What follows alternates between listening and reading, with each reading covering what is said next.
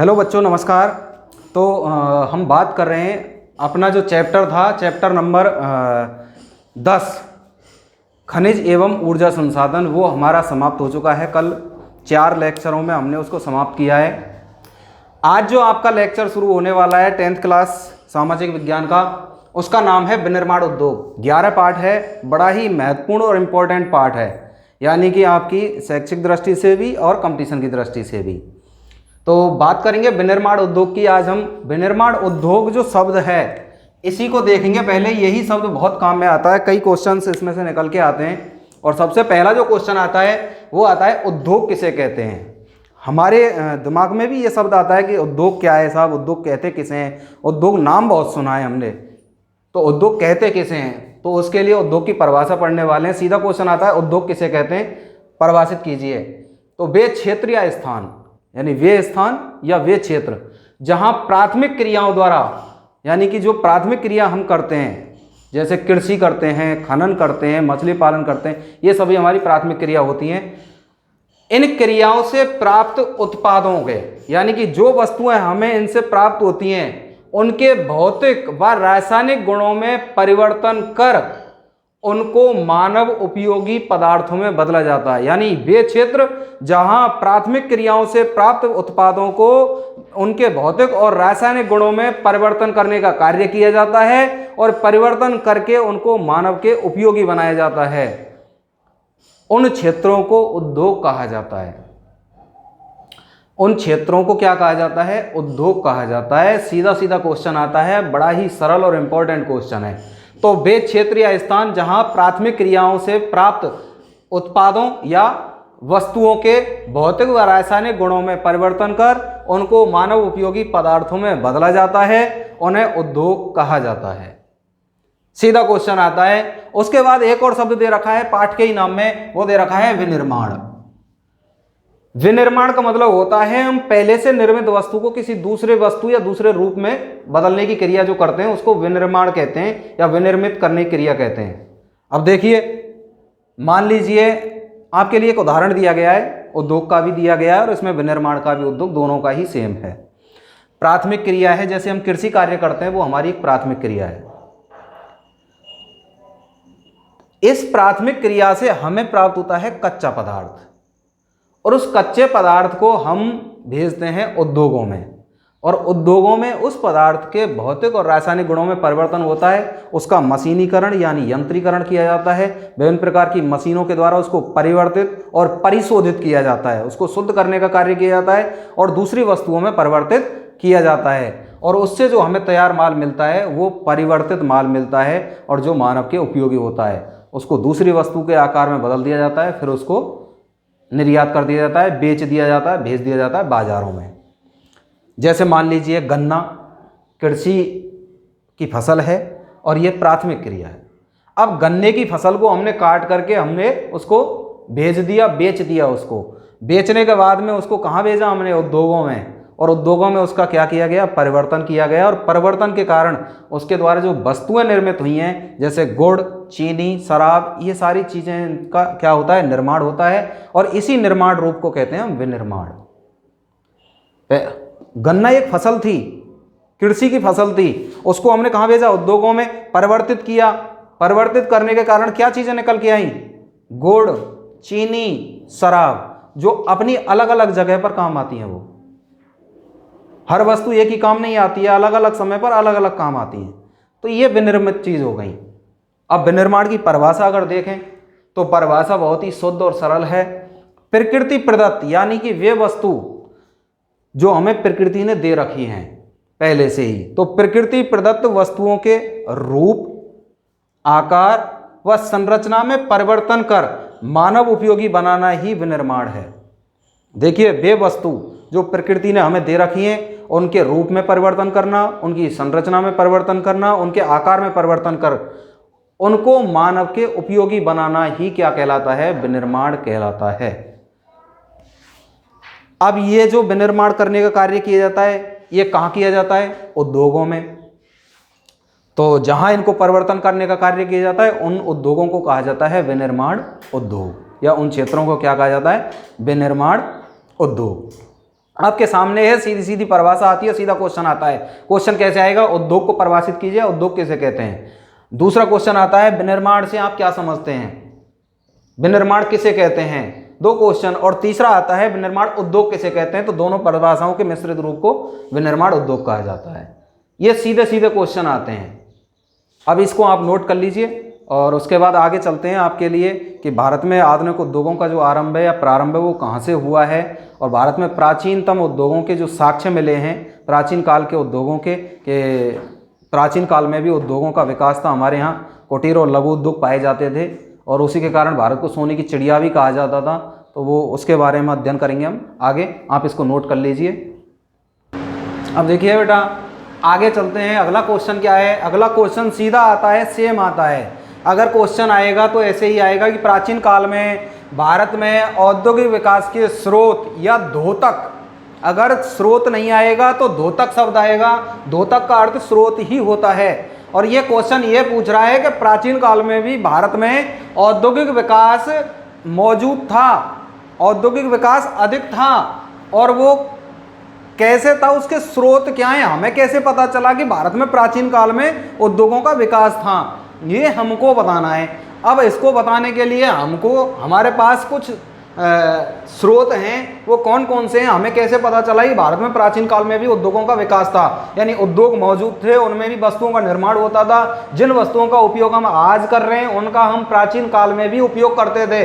वो वस्तुएं कौन कौन सी हैं, कैसे उनका निर्माण होता और कैसे उद्योगों का विकास हुआ, वो हम यहाँ पर जानकारी हमको मिल रही है। हमको कैसे पता चला कि प्राचीन काल में उद्योग विकसित थे, तो देखिए प्राचीन काल में भारत में लघु और कुटीर उद्योग स्थापित थे, इसलिए उद्योगों का सर्वाधिक विकास था। यानी प्राचीन काल में ये बिल्कुल सत्य है कि प्राचीन काल में लघु और कुटीर उद्योग जो थे वो मौजूद थे, वो विकसित थे, क्योंकि उसके कारण ही भारत को क्या था, अधिक मात्रा में रोजगार मिलता था और भारत में अनेक प्रकार के संसाधन उपलब्ध थे, अनेक प्रकार की विकास की संभावनाएं मौजूद थीं, अच्छी और कुशल संपन्न कृषि थी। इनका हमें पता चलता है कि भारत में प्राचीन काल में भी लघु और कुटीर उद्योग थे।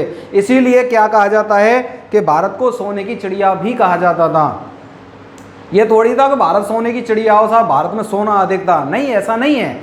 सोने का मतलब था यहाँ पर बहुमूल्य संसाधन मौजूद थे, यहाँ पर उद्योगों का विकास था, लोगों के लिए अधिक मात्रा में रोजगार था, पर्याप्त कृषि थी, पर्याप्त भूमि थी, पर्याप्त आवास था लोगों के लिए, जितनी जनसंख्या है उससे कई गुना अधिक संसाधन उपलब्ध थे, पशु संसाधन था, उद्योगों का विकास था, लघु और कुटीर उद्योग विकसित थे यहाँ के।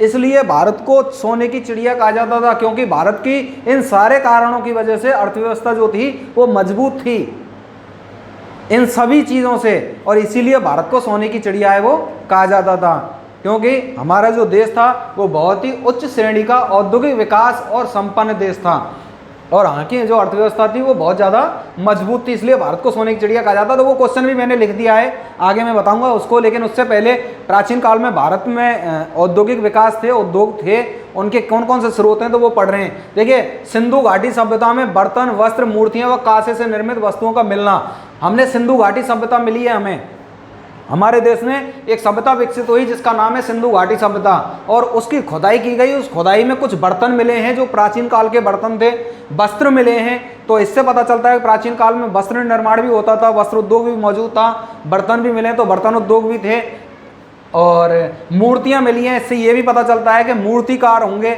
उनका रोजगार मूर्तियाँ बनाना होगा। कांसे से निर्मित वस्तुओं का मिलना, कांसे से निर्मित वस्तुओं का मिलना इस बात का द्योतक है, इस बात का स्रोत है कि हमारे यहाँ अधिक मात्रा में कांसे व ये प्रकार के संसाधन पाए जाते थे, और उनसे कई प्रकार की वस्तुओं का निर्माण वो किया जाता था, यानी कि उसके कई छोटे छोटे उद्योग थे वस्तु निर्माण के, वो यहाँ पर प्राचीन काल में प्रचलित थे। ये सिंधु घाटी सभ्यता से हमें जो मिले हुए जो कुछ अवशेष मिले हैं, कुछ पदार्थ मिले हैं, कुछ वस्तुएं मिली हैं प्राचीन काल के, उनसे पता चलता है कि वास्तव में प्राचीन काल में भी उद्योग विकसित थे। दिल्ली में कुतुब मीनार स्थित है, सबको पता है, और उसका जो लोहे स्तंभ है वो जंग रोधी है, यानी आज भी उस पर जंग नहीं लगी हुई है, लेकिन लोहे से निर्मित है वो स्तंभ। अब वो स्तंभ बनाने के लिए कितना लोहा मिला होगा, कहाँ से आया होगा, तो इसका मतलब हमारे देश में लोहा भी था, खनिज था, बिल्कुल संसाधन मौजूद था, और फिर उसको बनाने के लिए भी लोगों ने क्या किया है, अपने उद्योग विकसित किए होंगे, उसको बनाया गया होगा प्राचीन समय में। तो वो लोहे स्तंभ भी इस बात का द्योतक है कि प्राचीन काल में भी उद्योग जो थे यानी लोहे इस्पात उद्योग था वो मौजूद था और उसके द्वारा वस्तुएं बनाई जाती थी। कुशल कारीगर व मजदूर थे जो कार्य करते थे इन उद्योगों में, और इससे हमें पता चलता है कि प्राचीन काल में भी उद्योगों का जो विकास है वो रहा है। इन स्रोतों से पता चलता है। सीधा क्वेश्चन आता है, हालांकि इतना इंपॉर्टेंट नहीं है फिर भी पूछ लिया जाता है। आगे चलते हैं। एक क्वेश्चन आता है कि भारत की रीढ़ की हड्डी किसे कहा जाता है? तो भारत की रीढ़ की हड्डी कहा जाता है लघु और कुटीर उद्योगों के विकास को। लघु और कुटीर उद्योग, लघु यानी छोटे छोटे जो घरेलू जो उद्योग होते हैं, कुटीर उद्योग जो घरेलू होते हैं, घरों में मशीन लगा लेते हैं और उनके द्वारा क्या है वस्तुओं का निर्माण करते रहते हैं। ये हमारी अर्थव्यवस्था को मजबूत करने में अहम योगदान देते हैं, क्योंकि हम जितनी वस्तुओं का निर्माण करते हैं उनको बेच करके अपनी आजीविका चलाते हैं।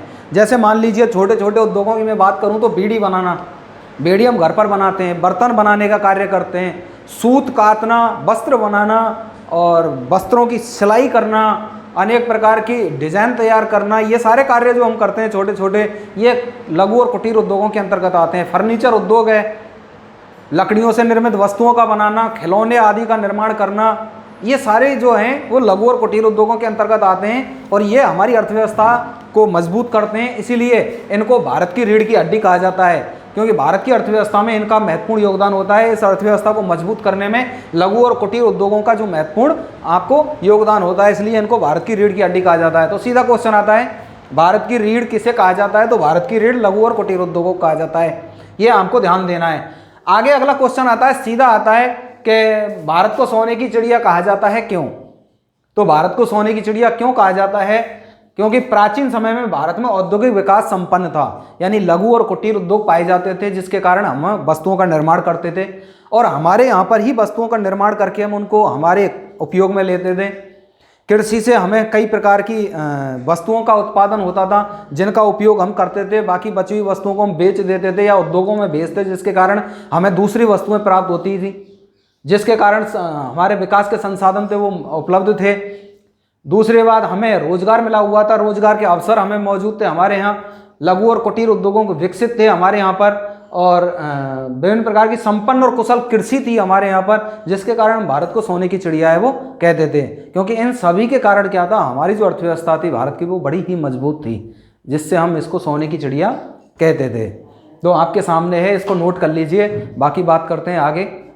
अब देखिए क्या है, एक क्वेश्चन और निकल के आता है सीधा ही और बड़ा ही इम्पोर्टेंट कम वेरी मोस्ट, इसको वेरी मोस्ट लगा लेना, कई बार आया हुआ है, 2 नंबर का क्वेश्चन आता है ये और सीधा आता है कि लोह इस्पात उद्योग समस्त उद्योगों का आधार है या स्तंभ है या आधारभूत उद्योग है, तो कैसे है इस कथन को समझाइए। अथवा ये दूसरी भाषा बदल के आती है कि लोह इस्पात उद्योग समस्त उद्योगों की जननी है। जननी कहते हैं जन्म देने वाली, तो लोह इस्पात उद्योग एक ऐसा उद्योग है जो समस्त उद्योगों को जन्म दे रहा है। वो कैसे, आखिर ऐसा क्यों कहा जाता है?